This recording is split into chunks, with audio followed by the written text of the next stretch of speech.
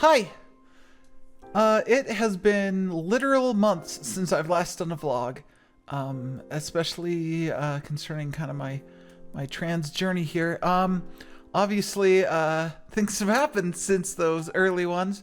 Back when I first discovered I was transgender, I made like vlogs, probably like, I don't know, during that first month I made like 7 of them. It was like one every, couple of days, and then like once a week.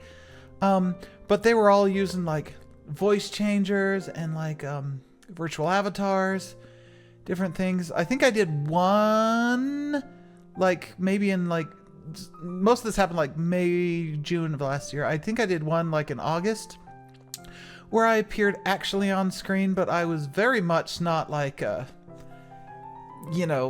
my presentation, I was still very early on in the transition, and it looked a bit rough. I'll just say it that way. I've been wearing hats for a lot of these past few months. And only recently have I, stopped. But, yeah, I just wanted to kind of check in.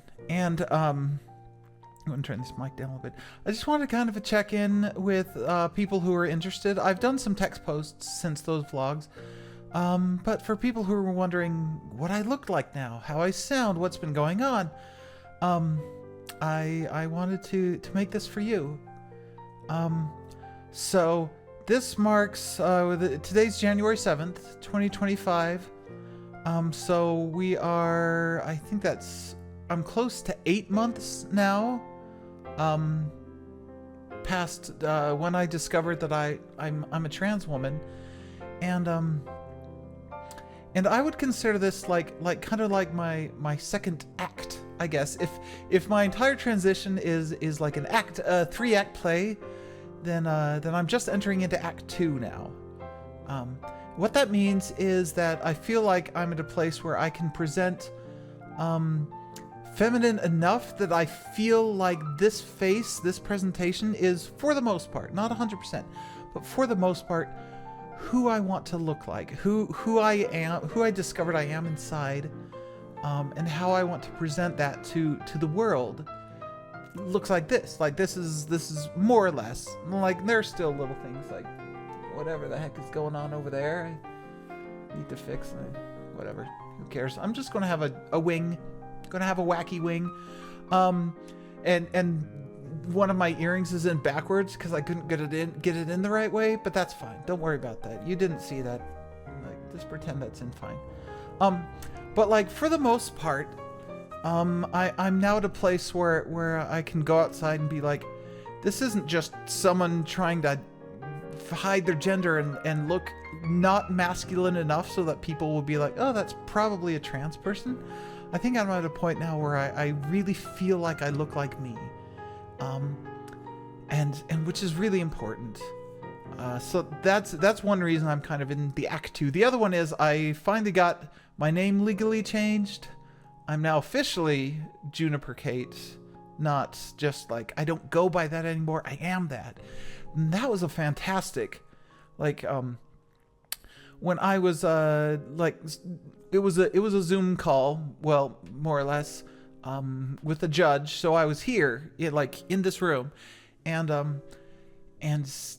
he went through the questions, that he's legally required to ask. And then at the end, when he said that my request had been granted, like, it was, sorry, I'm just getting a little emotional even thinking about it. It was like things just kind of shifted. Like everything that I'd been doing up to that point was trying to make a dream into a reality. Not that it didn't feel real per se before then, but it was more like something I was working on, but I hadn't quite got there yet. Like my identity was inside, and it was struggling to break free and be recognized and be acknowledged and really have like room to breathe and room to exist, and I'd been taking steps toward that, but that was the first moment where I felt like it was real.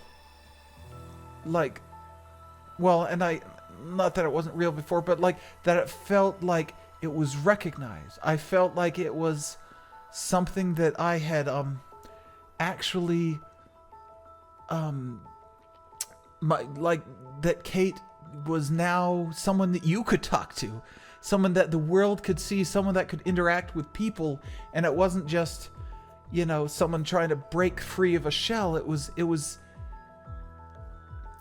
It's kind of hard to describe, honestly, but that was amazing. And then, you know, I got my updated birth certificate, and I'm still waiting in the mail for like updated driver's license, social security, all that stuff. But this is real. This isn't. I guess when I say this is real, I mean like it's not like a phase, or it's not like a persona. That, you know, this isn't like, oh, you know, at heart I'm really still like, you know, my old masculine self, and this is just like a persona that I put on because it's fun or because it's therapeutic or whatever. No, this is the real, like, this is the face that I am inside, and now I'm able to be that more outside, and it's like officially recognized. I don't know if you can imagine like how liberating that is, and validating, and like, if I do anything that's that old masculine persona, which I have no desire to do, but if ever for some reason I had to or something, oh, that feels so gross even thinking about. But like that's the persona. Now, this is me. So that's amazing. As for other things that I have been working on in my transition, you know, most people, they always want to know about like the surgeries and stuff, and I haven't had any surgeries. I'm hoping to have some, and I'm not going to go into details here because I don't want to mark this not safe for work, first of all. But I've got an intake tomorrow actually at the University of Utah hospital to get at least one of those set up, and hopefully that will be like within the next few months. And the reason that I'm getting that one is more for the hormones, because right now I'm taking estradiol and spironolactone. Estradiol is estrogen, and then spironolactone is a testosterone blocker, or an anti-androgen as they call it. And with this first surgery, I can get off the spironolactone entirely because I won't need to block the testosterone, and which is great because spironolactone also has some side effects that aren't great, and also isn't as effective as just not having testosterone in your system, or at least not having the primary source of testosterone in your system. You still have some produced by like the adrenal glands and stuff, but and because the spironolactone doesn't block as much as I need it to, in order to really like the physical things to really start or continue happening to the point where I need them to be. And I kind of have to talk around that. Like I said, I don't want this to be not safe for work, but those kind of physical changes are things that will be easier to proceed with after this surgery hopefully coming up. Other physical things, like you can see my hair.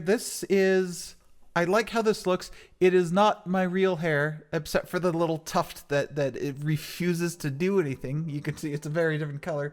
Well, actually, some of it is my real hair. You can see this is what's called a topper. And I didn't know that this was a term for what this was, because a wig is you put like your hair up into like a net, and then you put the wig on top. And so you can't see any of your natural hair. The wig is everything. A topper is something that it looks like a wig, but you put on your actual hair, and it's supposed to kind of blend into it. So you see little bits of your natural hair, but then the topper is covering it. This is just one I got off like Amazon for like $30. And if you can see, I'm not sure you can see this very well, but I pulled it back into a ponytail.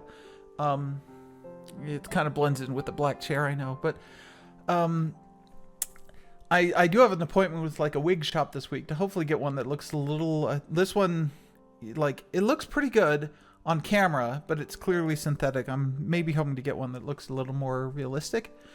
But this I think almost more than anything else, probably not more than anything else, because there are other, you know, factors to me looking the way I want to look, but like being able to kind of cover up the receding hairline that I had, well, still have, and that has done a huge amount for me to just be able to look in the mirror and see myself. You know, I've been wearing hats for the last few months, like, and they're kind of feminine-ish looking hats, like knit caps and stuff. Let's see if I have one nearby. Oh, I got one for here's one. Hold on. This is one I got for Christmas. And this one's like gigantic, but this kind of hat, this looks like a like an American tail hat almost. But it's kind of like knit crochet kind of cap. So it's a little more like feminine in that sense, but it's still not quite like, it doesn't help me look like I want to. It's just kind of covering up things that are not quite where they need to be yet. But getting this topper, and it's hopefully, especially after I get the one on Friday, if I end up picking up one from the wig shop, it just, I feel like the hair makes like a huge amount of difference, just how I feel. That it just feels right for me to have more of this type of hair, and I'm hopefully eventually, because I'm doing a minoxidil, which is like Rogaine, and I'm hoping to take some finasteride. I'm not sure if I'm pronouncing these correctly, but to help with the hair growth. And there's like peach fuzz kind of in the front, so I feel like these hormones will actually like help. You know, because sometimes if you're just bald and there's no hair there at all, like, those aren't going to do anything because the hair follicles are dead. But I feel like since I've got peach fuzz there, I have a chance to grow so that my natural hair will eventually look at least something like this. But until then, the toppers are fine and in fact helpful. So that's pretty amazing. Wardrobe wise, I've got a lot more. What I'm wearing now, I'm pretty sure both of these were donated by my sister, because she just got rid of a bunch of old clothes and was like, here, you can have them. 90% of them didn't fit, and like 8% of the remaining 10% were like these floral patterns that I was like, if I want to look like an old lady wearing a muumuu, I can wear these. But there were a couple of pieces that I ended up keeping, and this shirt and this hoodie ended up being one of them. I know purple's not necessarily my color, but I like it, so I'm gonna wear it. It's fine, whatever. So yeah, that covers most of the physical stuff, I believe. As for like support, I do want to talk about that for a minute, because people who've been supportive of my journey it's not like it's two camps where people are supportive and people aren't.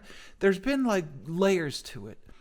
And it's interesting because the way those layers line up is not ideal, I guess, for someone who's going through this kind of transition. Let me say what I mean. So there are people who are like 100% gung-ho supportive. They're like willing to help me with you know, issues and talk about these kinds of things. And it's probably you listening right now, or most likely that type of person. But most of my friends who are like that are friends that I like are online, honestly. Either people that I know exclusively online, or friends of mine that like don't live near me, or we don't really do anything in person or even like chat. It's mostly just like Facebook posts or other things, you know, messages on social media and that kind of thing. Almost everyone who 100% supports me, it kind of falls into that camp of being in a virtual space. Then there are the people that I do interact with who are supportive But they aren't really like friends. I mean, well, that's not true. A lot of them are friends, but not like close friends that I can confide in. And these include things like some of my coworkers have, because I work at a theater. They've been very supportive in the sense that they respect my pronouns and and they don't shy away from topics. But again, most of them are like 20 years younger than me, and a lot of them are just like, work friends. Maybe occasionally you'll like go out to Denny's or something with them, but you're not going to be like confiding your closest feelings with just the people you work with. And you can, become more friendly with people outside of work, but currently, my friends at work are for the most part just my friends at work. Supportive, but work friends. And then, there are most of my friends that I still have, like, that I have contact with are, and this includes some of my family also, is the Don't Ask, Don't Tell group. Which is to say that it's the group that they're tolerant, maybe accepting of who I am and what I've been doing, but they don't want to talk about it. Like, if I want to talk about how cool it was that my name got changed, or like the what I've been going through, the hard times and the good times and everything, like, they're the type who don't really want to know that. They just want to pretend that I'm the same person as I always was, and I look a little different, but otherwise they're going to treat me like they treated my masculine self, which isn't necessarily a problem. I am mostly still the same person, but I feel like there's this whole side of me that I just can't share. And it's not like a secret side of me. This is who I am, legally even. Sorry, I've got a hair like right in front of my eyeball. That's the other thing with the toppers, is that they don't necessarily last long. Like, if I wear this daily for like a month, it'll probably just look like trash. Which is why you get the more expensive ones from the shops that last like a year instead of a month. Anyway, so those are the kind of people that I can't really like have good conversations with when it comes to this kind of thing, and as a result, it's hard to feel like I can be myself fully around them. Yeah, and like I said, this applies to most of my family. Not all of them, but even the ones who are supportive are usually just busy, or also 20 years younger than me, and their conversations are mostly about things that I just don't know. I don't know a lot of anime. Sorry, I can't talk to you about it. So that's kind of disappointing, but it is what it is. And then, of course, there are the people that have just cut off contact with me completely. And I feel like a large chunk of my friends from before I transitioned, especially friends from like high school and like that kind of period of my life, are basically, with one or two exceptions, have just cut off all contact. And I honestly don't know if some of them would be willing to accept me as I am, and they just have been busy, or whether they saw like my coming out posts on Facebook or whatever, and they're like, oh, well, we don't want to have anything to do with that person anymore. And I just don't know. A couple of them have like sent me like brief texts about just being confused by it, and then like haven't really talked to me about it at all since then. So that's a bit rough, and I had a kind of a breakthrough at therapy today where I realized that I still kind of have a bit of turn the mic down a little bit, a bit of resentment towards the church, the LDS church, that a lot of these people are still active members in, because I feel like if it wasn't for the church's anti-LGBTQ stance, that a lot of these friends of mine would be okay with this. Like, whether or not they like understood it or not, or felt, however they felt, they at least wouldn't be like, thinking I'm influenced by Satan, or that I've rejected X or Y. And I know like there are a lot of younger LDS people who are more liberal, who are like, kind of a live and let live thing when it comes to like LGBTQ. It's certainly not the church's official stance. And people my age and older grew up in a church where that kind of tolerance was not really tolerated, to be redundant about it. And it's just hard because I don't know if there's anything I can do to break through that and reach out to these people in a way that they'll respond respectfully or positively, or in a way that's actually like helpful for both of us, because of what they believe. And what they believe is something that does not accept my identity as a person, my legal identity, as something legitimate, because of the physical characteristics I had when I was born. So that's rough. And yeah, and I realized that, I hope this mic isn't clipping. It looks like it does sometimes. I realized today that it's divided like along church lines. Like the people who are active, or at least still believing, like they're the ones who have, I don't want to say rejected me, but have cut off contact. So if you're one of those people and you do want to contact me, please do. Like, I would love to hear from you. As long as you're not like telling me to repent. Like if you just want to, you're just curious to know how I'm doing, and especially if you want to know about this whole journey of mine, like I would love to talk to you. I would love to, even if it's just like a DM on Facebook or something, like I'm still here. So anyway, I guess the last thing, and I forgot to mention this during the physical bit, is my voice. I'm on the waiting list for voice training. And the voice I have now, it's not necessarily like feminine, but it's different enough, I think, from my masculine voice that it's obvious that I'm trying to do like this is a different, it helps with portraying who I am when I talk like this. And I haven't, like, the voice I'm using now is based on kind of like YouTube tutorials that people had, like, oh, if you're doing a male to female transition, these are some things that you can do with your voice to feminize it somewhat. You know, a lot of it's just like, it's not just pitch. Actually, pitch is one of the lesser important parts of it.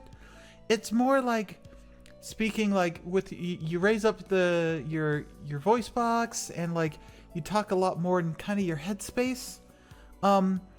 And not every woman talks like a lot more in their headspace, but like it helps a masculine voice sound more feminine, even if it's, you know, not like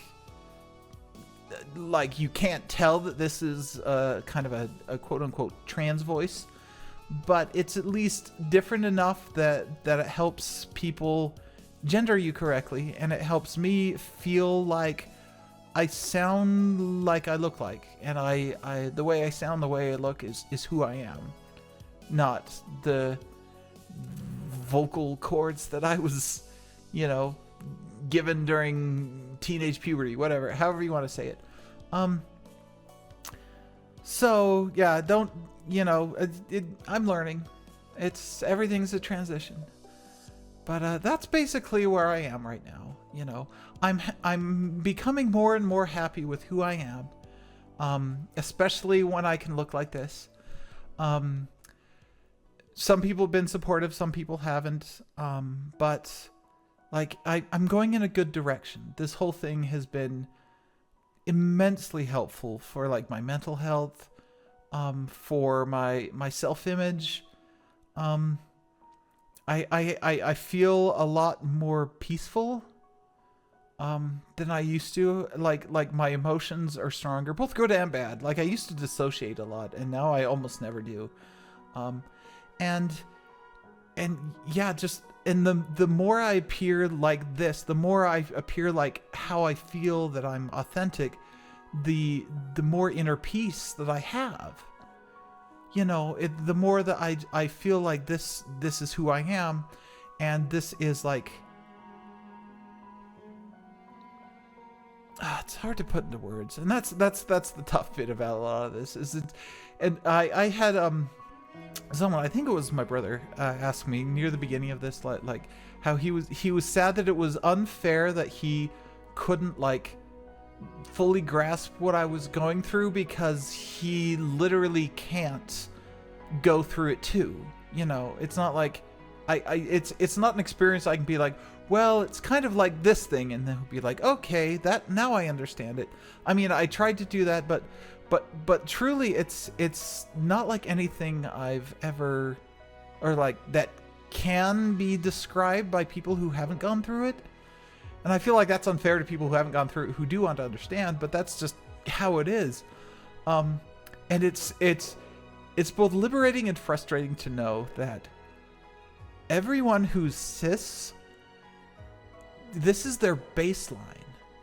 You know, they can be happy and sad and whatever, but their baseline is this inner sense of they are who they are. Like, you know, whether or not they're happy with their appearance or whatever, they're at least like at their core, they know what they are, and that kind of stability is something they can build on, and it's not something I've been able to build on until now. And just having that opportunity is fantastic. So anyway, I'm almost at half an hour, so I'm sorry if this is a lot to listen to, but it's been several months and I kind of wanted to update people.